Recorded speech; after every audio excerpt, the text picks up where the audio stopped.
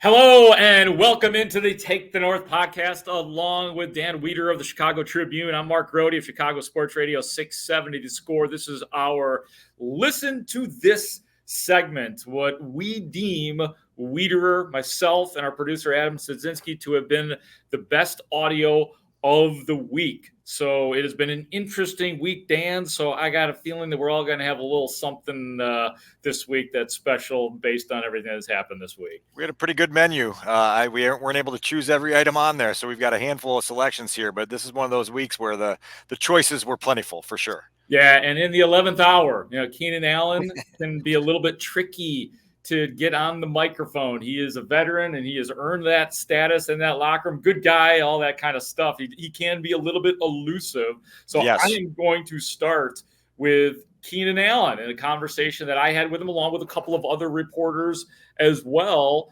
and discussing everything that has been going on this week, and Keenan Allen discussing how they can get back on track. We had a good place. It's better to happen early than late. We were able to address the accountability and, the things that wouldn't have been addressed if we would have kind of slipped away with that win, probably. And, we're ready to go. How do you want to see Tyreek respond from the way that game ended? Just take it a little bit more serious. Got to be a professional at the end of the day. The game's too hard. It's too hard to win. It's too hard to score touchdowns. So you got to respect the game. Have you ever had a week like this before in your NFL life where there's so much being discussed in the locker room? Nah. I mean, I don't even know what you're talking about. We wasn't talking about too much. It was just a regular week for us. You come back, win, lose, draw. Things happen. Just got to keep going at the end of the day.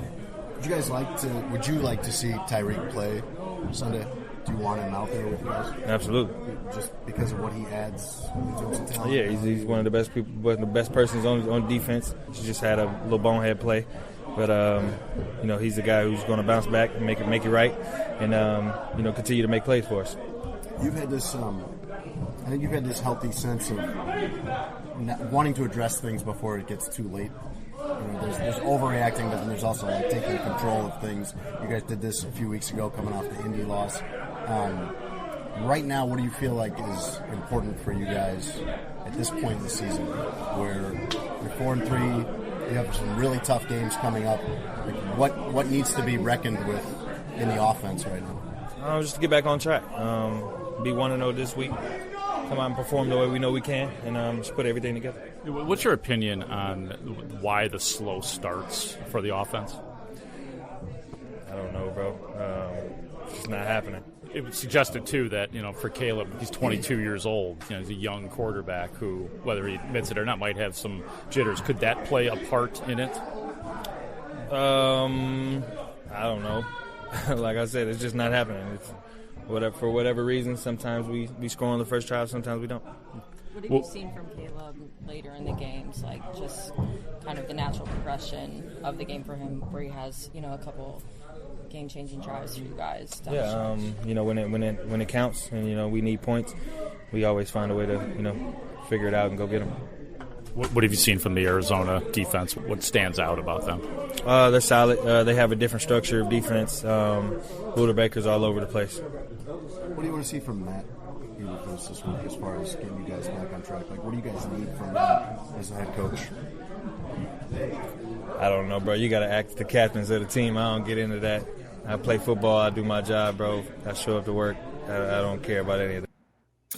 Yeah, I mean, it's kind of classic Keenan Allen right there, Dan. I mean, he and we were reminded, because sometimes you think that he is a captain, but it's like, no, Keenan Allen is not part of all of this captain talk that's going on in the locker room.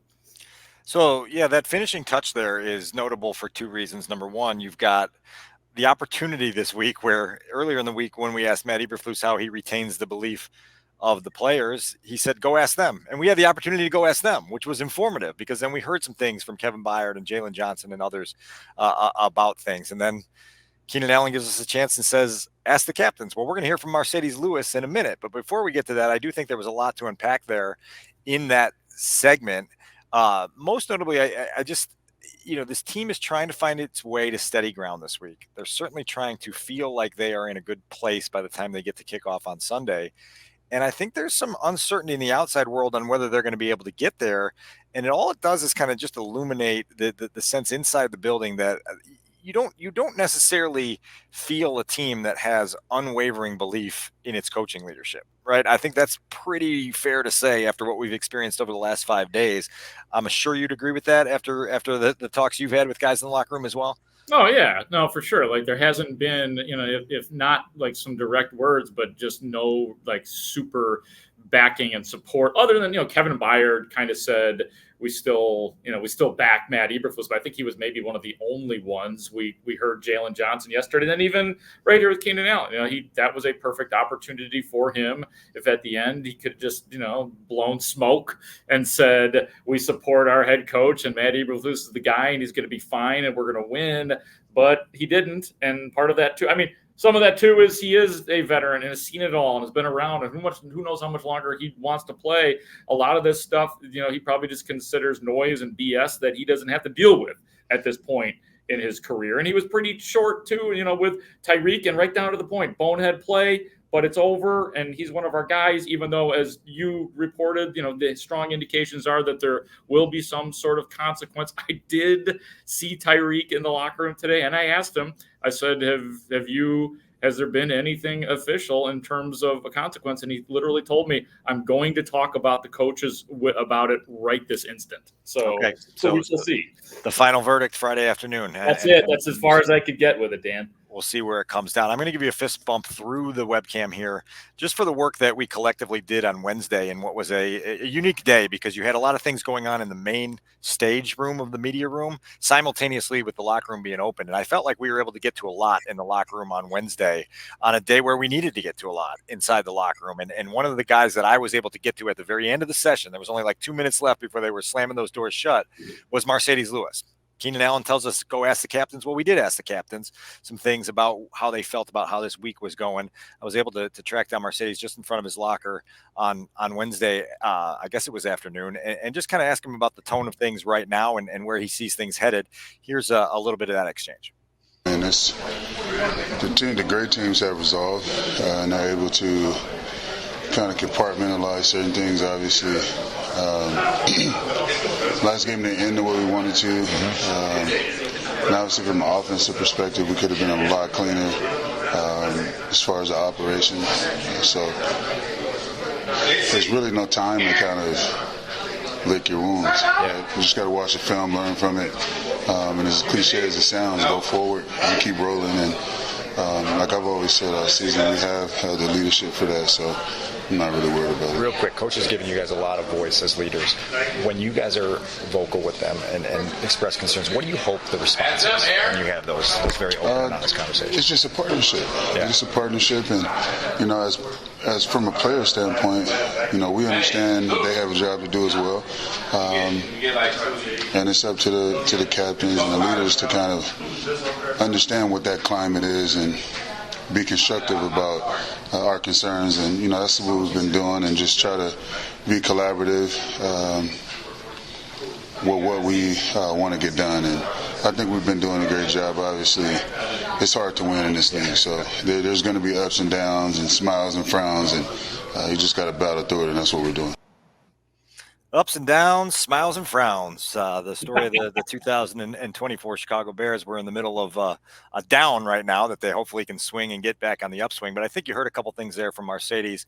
The first thing being the no time to lick your wounds comment, which echoes the sentiment of Tremaine Edmonds from Wednesday, who said Sunday gets here fast, and you just have to be ready to bury that result as fast as possible. No matter what that process entails, you got to get it behind you as quick as possible. I thought Marcedes Lewis also spoke with confidence about the leadership in that locker room, which has been a common theme really since training camp opened. They feel really, really steady with the guys that they have in there leading that locker room. And then he used two words that I want to bounce off you. He said partnership and he said constructive. And I thought those were two very important words in a week like this to see how the Bears players are interacting with their coaches and how they can kind of find that collaborative effort to find answers. It's got to be a partnership and it's got to be constructive, because anything but that takes you off course. And that's going to be the biggest challenge that the Bears have faced already and what they will face leading up to kickoff on Sunday. Yeah, that when I heard partnership, I thought that was just interesting because I guess it's the era in which we are, where early on, 10 years ago, 20 years ago, you probably wouldn't hear players talking about a partnership with their bosses, in terms of an NFL locker room. But that's the way this Bears team has been constructed. And Matt Eberflus has constructed it that way. But they obviously want to do it in a slightly different way where it doesn't get as specific and maybe not as much gets out. Again, we'll see how they handle that going forward.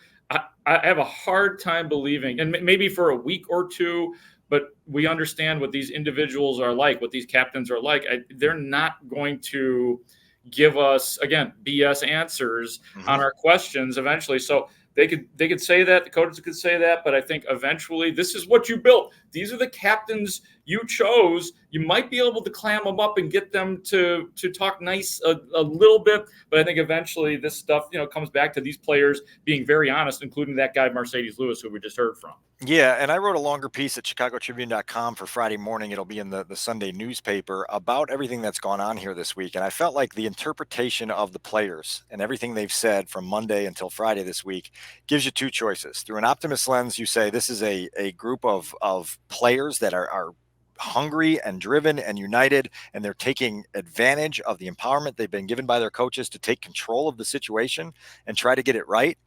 And then there's the Bears skeptic in you who's been through so many things over the years and seen so many teams fall apart that says maybe all these things that these guys have been voicing is just a cry for help, that their faith in the leadership and direction of this team isn't where they want it to be. And so some of their comments and sentiments are expressed outwardly in a way that lets the outside world know, hey, it's not as rosy out in here as we want it to be. And we're working on it and we're trying to get there, but we thought you should know, that kind of thing. And so it'll be interesting to see what happens. Obviously, the result Sunday is going to dictate a lot of the tone next week in week 10, but certainly we've been through a lot this week of guys unpacking their sentiments, their feelings, their emotions, and being pretty forthright with them. We'll see if they react the same way they did the last time the bleep was hitting the fan in Indianapolis and won 3 in a row. And that's exactly what they need right now for their sake is W's on the board. They'll try to start that in Arizona. Who else did you talk to this week, Dan? So I thought we had some educational audio here next from passing game coordinator Thomas Brown. We don't hear from him often. Obviously, he's a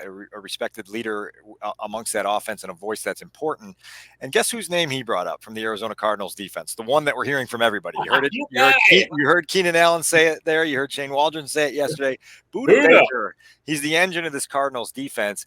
And let's take a listen to Thomas Brown's kind of description of what makes him effective and how he plays into the Cardinals defense, because I think it will trigger a little bit more of a conversation on what's ahead for Caleb Williams, the rookie quarterback, on Sunday. Here's Thomas Brown on Budda Baker and the Cardinals defense. Goes around Baker, I think it's very apparent and probably smart by them to be able to try to feature what he does the best and give him an opportunity to do what I say is he scratches where it itches. So he try to find a way to where the ball's going to be playing and make plays on it. He's a super instinctive player, very unorthodox defense when it comes to the coverage structure.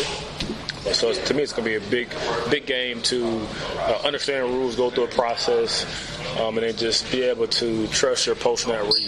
I think being able to have a pre-snap picture is going to be great, but this the way these guys disguise so much, it's all going to be based off the post-snap looks. Besides the instincts, what does Baker have skill set-wise that really jumps out to you? I think one thing he does a great job of is how he can attack in the open field without having to break down and make contact, which is I think a very unique skill set. I think he sometimes get out of position, but for the most part doesn't miss many tackles. I think he does also a really good job of understanding, run versus pass, play action pass, and how to be able to react over that as fast as possible. And he flies around, make plays, man. So he's fun to watch. I mean, he does seem like the guy, right? Like the engine of that whole thing. So no question that's the focal point of the Bears game plan as they look at Arizona. I think when you talk to people about the Cardinals defense, I was pleased to hear things I heard early in the week from outside this building echoed by the people inside this building in terms of the things that Baker brings to the table that allows you to disguise things, that gives you an opportunity to use him as a chess piece in a defense that was described there as unconventional, also described through the week as unorthodox, different. Mm-hmm. You got to remember, you've got a quarterback with 7 NFL starts under his belt, short of his 23rd birthday, still getting used to things. And so you heard Thomas Brown say, look, like you can go take a pre-snap picture and be like, this is what we're seeing. and they can change into something completely different as soon as you have the football in your hand. And so when you get the football in your hand, you got to read it quickly, you got to react to it quickly, and you got to, as he said, trust what you see. Because the other part that I loved in there is he said that Budda Baker scratches where it itches. They give him the freedom to go find the football and go make plays on it. And so Caleb's going to have to be aware of that, and it's going to be a game where his instincts are going to have to be very sharp. The good news is most teams have overcome these disguises this year, and Budda Baker, as good as he is, this is, in general, this is not a good Arizona defense. It's a bottom-tier defense, for sure. It's a bottom-tier defense, and it feels like, I know this is oversimplified. Stop Budda Baker, you're going to be fine, because it has been starting with you earlier this week talking about Budda Baker. Then you asked Shane Waldron, and then even when I said to Shane Waldron, beyond Budda Baker, what do they have? Well, he goes, it starts with Budda Baker. So and Keenan Allen offering Budda Baker, stop Budda Baker, and the Bears are going to win this game. It's as simple as that, Dan. Yeah, and it's as simple as that, and then it's more complex than that, because Caleb is going to have to use his vision to understand what exactly he's seeing, and that's going to be something that, again, for a rookie quarterback who has not played well on the road yet this year, and 3 road starts, his rating is below 70. He's going to have to get himself in a position to be able to react and be able to be sharp and efficient. No doubt. It would be nice to see like some really big explosive runs early in the game just to get everybody calmed down. Maybe that's exactly what Caleb Williams needs as we continue to dissect his slow starts. Mr. Adam Studzinski, our producer, what do you got for it? What did you hear this week with your fine sound and producer ears that got you excited about the Bears, or something that you thought was insightful? Okay, so guys, the one, maybe not the best thing, but one of the best things that I heard this week came from the quarterback who you guys were just talking about, Caleb Williams. And this is, if you listen to his post-game press conference, on Sunday, the second time he talked about what you're about to hear. So I'm going to play this for you, and then I'll explain why I liked it. This is Caleb on Wednesday at his weekly press conference when asked about his thoughts and feelings after the Hail Mary happened at the end of the Washington game. The sense of obviously right in that moment you're angry, you're furious that you just lost and you lost that way. It's a tough way to lose, but like I spoke about before, there's obviously a sense of accountability that I have to take. Didn't play well first half. We had stalled drives, and that goes back to throughout the week. That goes through during that game. Us not finding ways to put ourselves in position to be able to score, get 3 points, to keep multiple 3 points like they did on the other side. They got multiple 3 points that allowed them to put themselves in a position to be able to obviously have that 30-second drive and throw a Hail Mary. And so if we keep putting points on the board, if we keep doing our job, if I keep doing my job to the best of my ability, finding ways to get points and things like that, protect the football, we win a lot of games, especially with the defense that we have, where this explosive offense that we just played, been putting up 30, 40, how many ever points, and we hold them to 12, and we can't go out there and execute throughout the whole game to be able to play complementary football enough. And so I got to do a better job.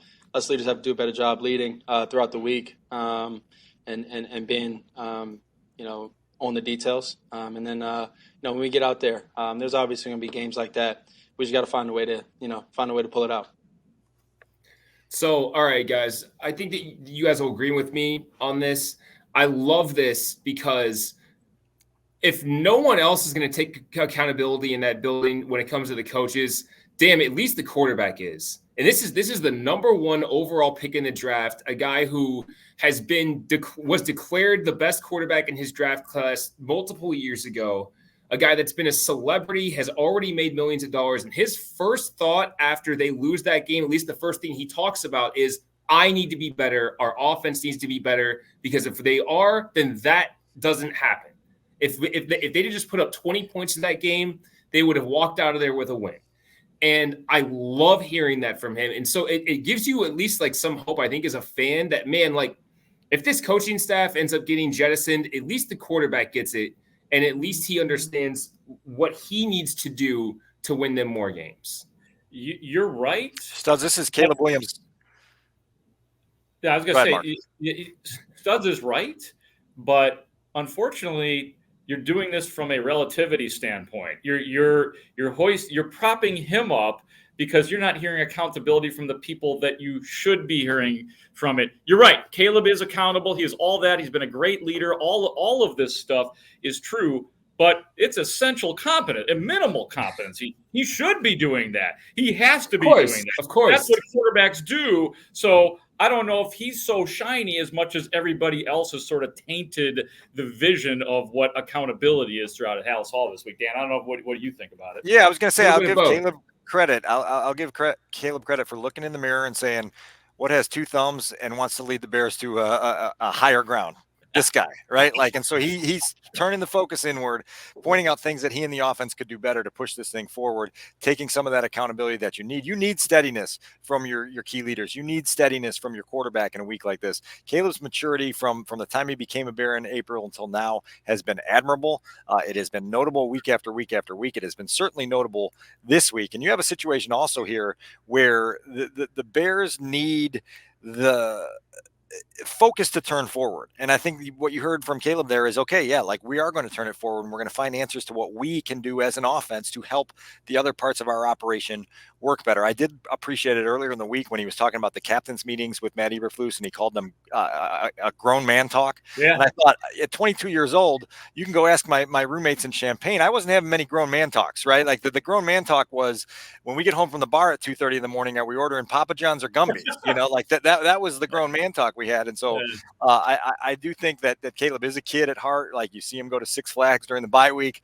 You know, he is that. But when it comes time to step up and be a mature adult, he certainly shows that that's in his DNA and his genes to kind of be that leader that you're supposed to be, as you said, as a quarterback in the NFL. I love the hot peppers at Papa John's and the butter sauce, man. I think I did shots of the butter sauce. So are you familiar with Gumby's? Is that a chain that you're familiar with? No. And I went to Illinois State, so we were that's central Illinois. I mean, so Gumby's had these things called pokey sticks, and that was like a cheesy bread there, and they came with a sauce also. It might have been like a ranch kind of sauce. Another thing that at 2:30 in the morning you could take shots of and be like, oh, that was pretty damn good, you know. So like that's a little glimpse into how mature I was back in the day. Caleb certainly has us superseded on that front. Yep, I have enjoyed episode number 252 of the Take the North podcast here today. Podcast is doing really well.